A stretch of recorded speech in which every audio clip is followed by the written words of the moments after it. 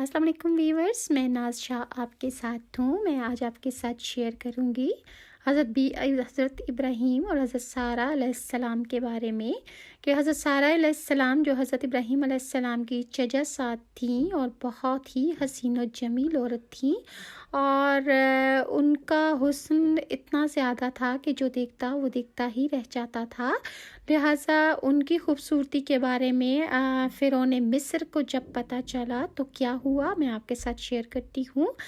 آگ میں ڈالے جانے کے بعد حضرت ابراہیم علیہ السلام نے بابل سے ہجرت کا ارادہ فرمایا اور پھر ایک دن اپنے اہل خانہ کے ساتھ ہیران نامی علاقے میں ہجرت کر گئے، کیونکہ نمرود نے آپ کا بابل میں رہنا محال کر دیا تھا۔ حضرت ابراہیم نے بابل ہی میں اپنی چچا زاد حضرت سارہ سے شادی کر لی تھی۔ پھر اللہ تعالیٰ نے آپ کو بیت المقدس جانے کا حکم فرمایا۔ اس وقت